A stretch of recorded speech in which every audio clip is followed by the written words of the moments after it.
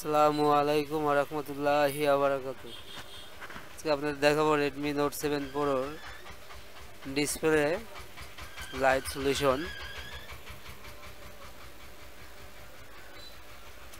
Display light যদি না আসে,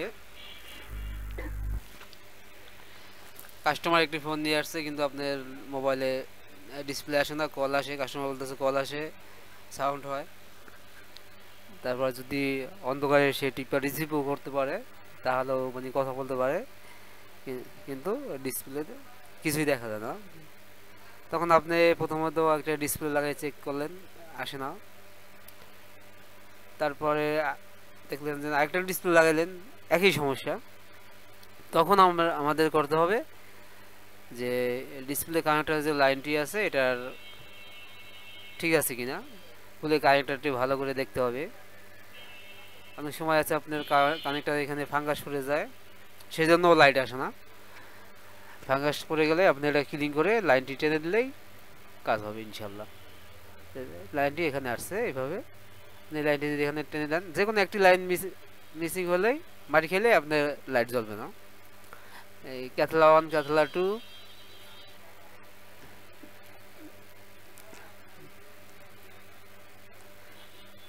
তারপর আপনার এখান থেকে লাইনটি আছে 20 নম্বর, 18 নম্বর, 17 নম্বর, 12 নম্বর।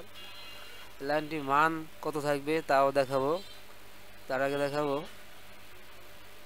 লাইটিং আইসি, লাইটিং কয়েলের কারণেও আপনার লাইট জ্বলে না যদি কয়েল খারাপ থাকে। আমাদের এই কাজগুলি খুব ভালো করে বুঝে করতে হবে। আর ডায়াগ্রাম যে ভালো বুঝবে, যে ভালো বুঝবে, বারবারই বলে আসছি আমি, যে ভালো বুঝবে সেই কাজের দিক দিকে অনেক আগাবে। কারণ ডায়াগ্রাম যদি না বোঝে তাহলে আপনি সে কাজ করতে পারবে না। আগে বুঝতে হবে, ডায়াগ্রামে আগে বুঝতে হবে। কিন্তু আমরা যাব মান কত থাকে, ডায়োড কানেক্টর, এলসিডি কানেক্টর চলে যাবো আমরা।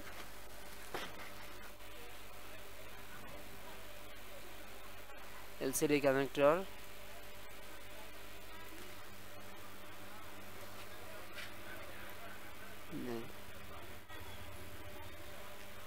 এলসিডি কানেক্টরে আপনার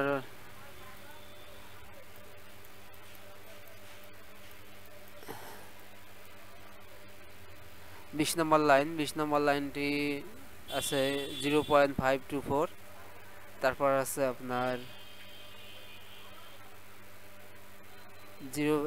20 নম্বর লাইন, তারপর আছে আপনার 18 নম্বর লাইন, 18, 17। 18 নম্বর লাইনে আছে 0.619, 0.18, 19 নম্বর লাইনে আছে 0.18, 17। 17 নম্বর লাইনে আছে 0.619, 17, 18। তারপর আছে 12 নম্বর লাইন,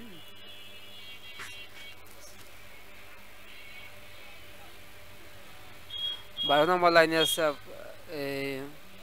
0.601।